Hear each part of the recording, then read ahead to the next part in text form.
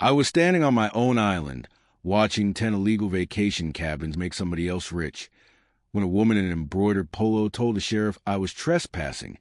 And for a second, I actually wondered if I'd slipped into some cheap daytime TV show. She was pulling in about 20 grand a week off land my family had owned since 1923.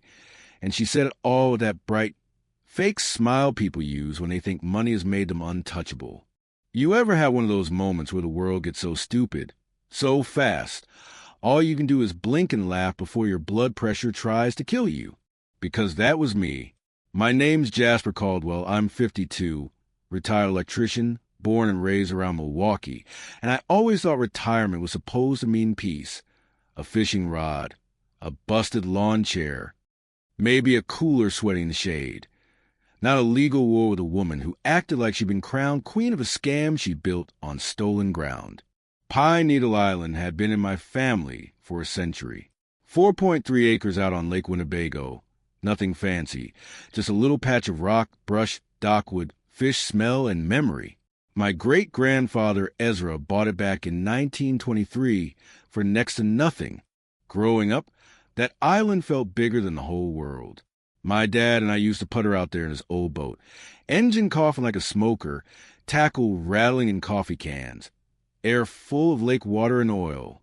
We camped under hard white stars, fried walleye over a fire, and listened to family stories that got better every summer.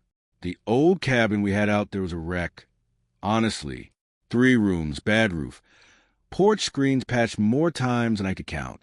But when you're a kid, a place doesn't have to be pretty to feel holy. Then life did what life does. Marriage, kids, work, divorce, bills, one thing after another. I ended up in Florida for years, sweating through winters and telling myself I'd get back to the island eventually. Eventually is a dangerous word. By the way, it sounds responsible.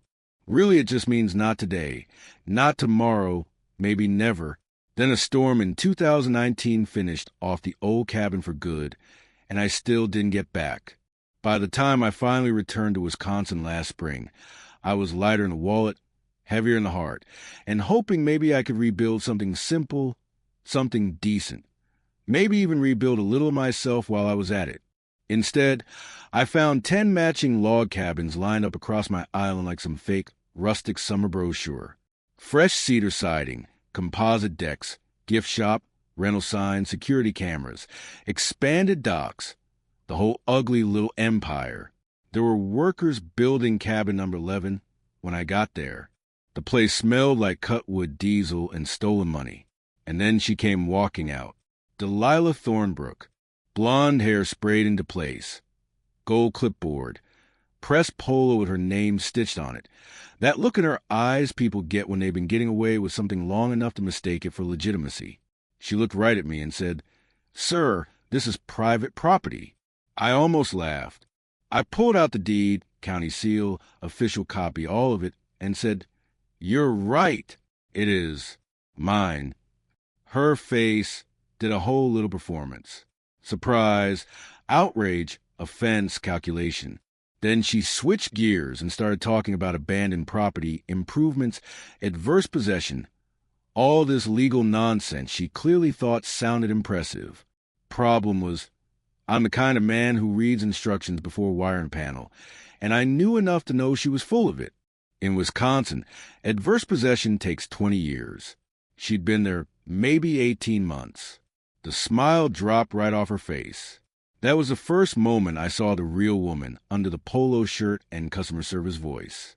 Cold, sharp, mean. She told me she had lawyers, permits, insurance, influence. She said I was interfering with her business.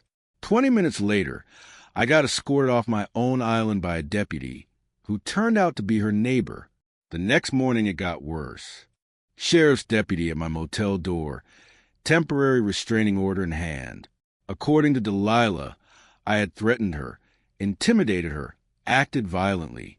She had edited security footage that made me look aggressive when in reality I'd done little more than walk around confused and scratch my head. Judge signed off on it. Suddenly, I couldn't go within 500 feet of the property my family had owned for 100 years. So there I was, eating gas station sandwiches in a cheap motel while this woman kept cashing in on weekend bookings on my island. And she didn't stop there. She went on social media, played the victim, called me a drifter from Florida trying to steal her dream. Local paper ran with it. HOA folks backed her up, mostly because people love a lie when it comes dressed nice and speaks in a soft voice. She stood up in meetings with fake tears and talked about community, jobs, tourism, sacrifice.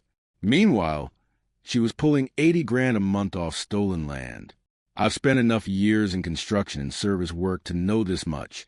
When somebody's story sounds polished, go look in the basement. So I did. I started digging through courthouse records, old deeds, tax filings, anything I could get my hands on. Courthouse basements have a smell all their own. Dust, paper, old glue, stale air, disappointment. But they also hold truth if you're patient enough. I requested the original 1923 deed, not just a modern summary. That was the first crack in Delilah's whole fantasy. My great-grandfather's deed included riparian rights 200 feet into the lake. Every one of her docks violated them. Then I found out her boat rentals needed commercial permits she never got. Then tax records showed she'd been paying taxes on the island under her LLC while claiming ownership was still pending legal confirmation, which told me one very useful thing. She knew damn well she didn't own it. That's when I hired Stella Vaughn. Now, Stella looked like the kind of grandmother who might hand you lemon bars at church. Then she opened a file and started talking property law. And suddenly she felt like the last person on earth you'd want across the table from you. She read through my documents, tapped her pen a few times, and said, "Jasper, this woman has broken so many laws I'm getting tired just counting them." That was the first good night of sleep I'd had in weeks. We filed suit.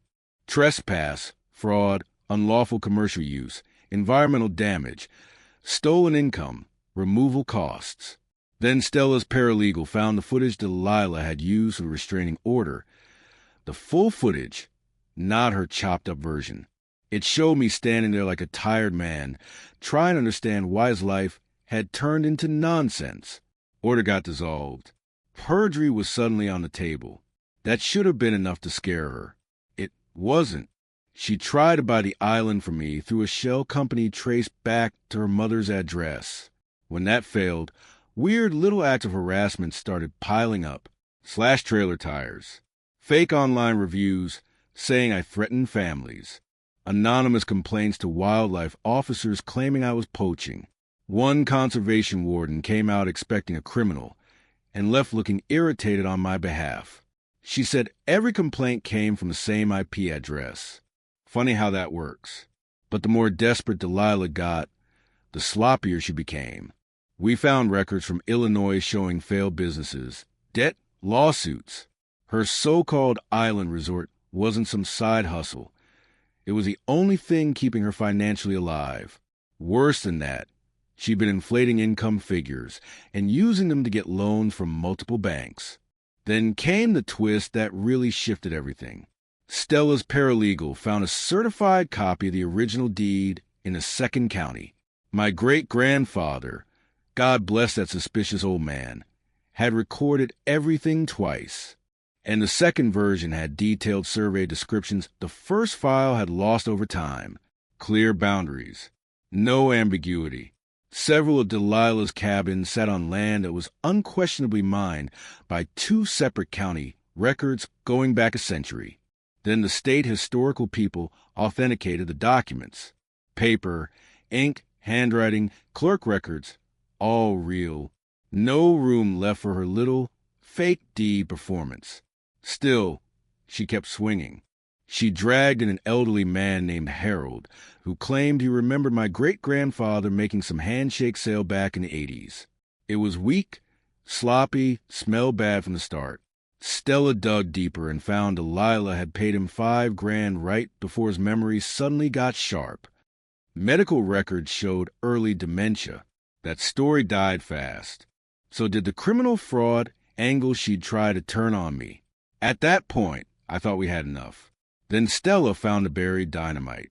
There was a 1924 amendment tied to the property.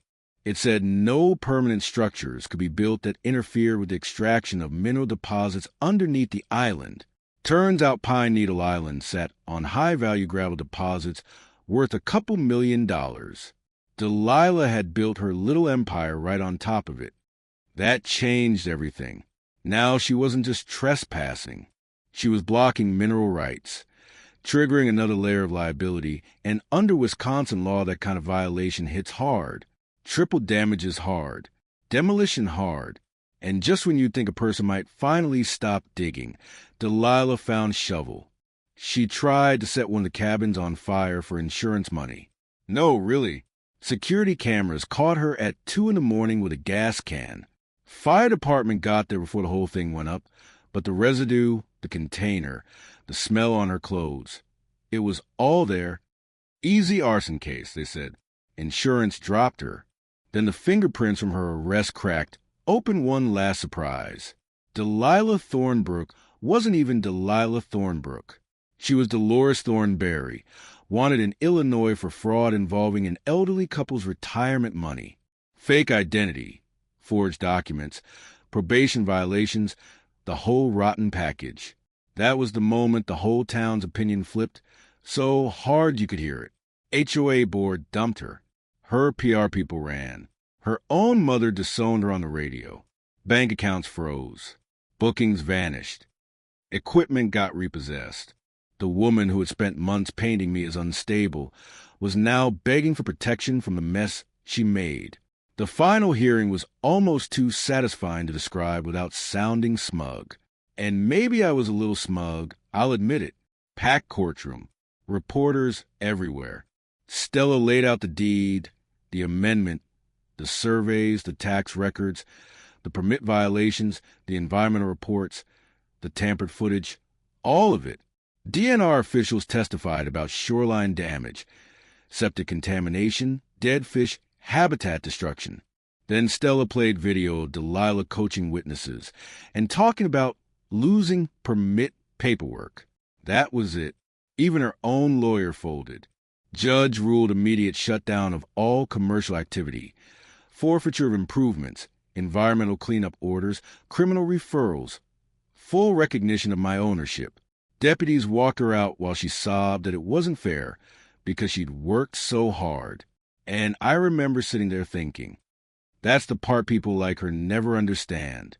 Working hard on a theft doesn't turn it into ownership.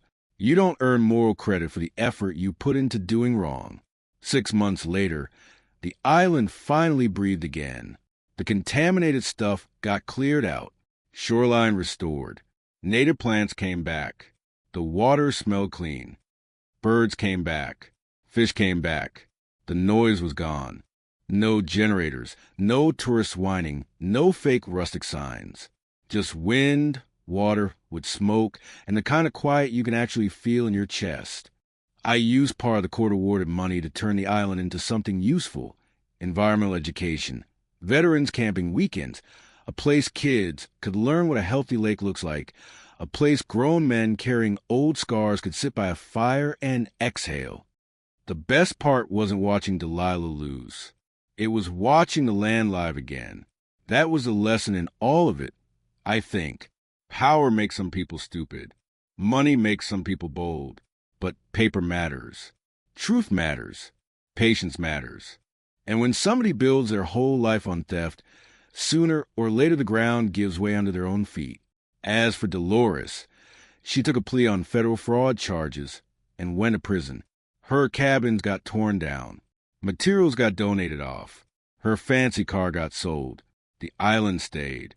And the last time I stood on that dock at sunset, holding my great-grandfather's old deed in one hand and listened to kids laugh on shore, I had to smile. Not because I won exactly, because she lost in the most fitting way possible. She tried to turn a family sanctuary into a cash machine, and in the end, all she got was handcuffs, headlines, and the long, ugly echo of her own greed. So tell me this. When somebody steals with paperwork, lies with a straight face, and hide behind money and fake authority, do you think crushing them in court is justice? Or just karma finally catching up? And have you ever dealt with someone who thought power meant they could take what wasn't theirs and dare you to fight back?